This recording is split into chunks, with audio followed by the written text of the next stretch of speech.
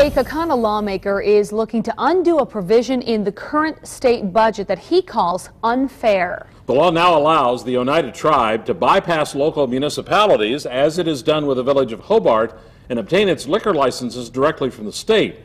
Now, the village says it's pleased with the newly introduced legislation, but the tribe says it's concerned. Fox 11's Laura Smith has balanced coverage. After talks with the village of Hobart and the Oneida Tribe of Indians, Republican State Representative Jim Steineke decided it's time for change.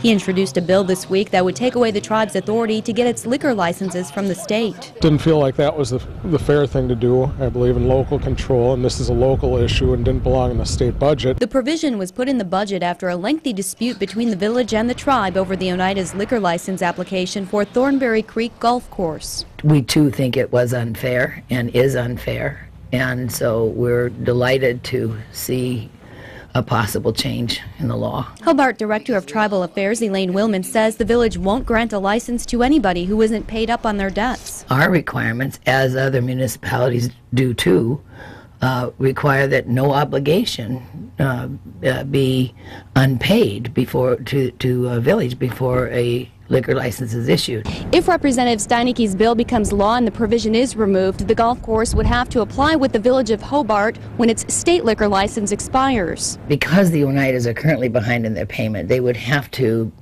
be current in their payment at the time they request a liquor license. That is before the court right now. The Oneidas say that the liquor license matter should be handled separately from any other issues between the tribe and the village. The federal government has told Hobart that they're not entitled to those fees on federal lands. The Oneida Tribe's Chief of Staff Bill Galnick says he's concerned Steineke doesn't have all the facts and points out the bill has many consequences. The operations at Thornberry will suffer.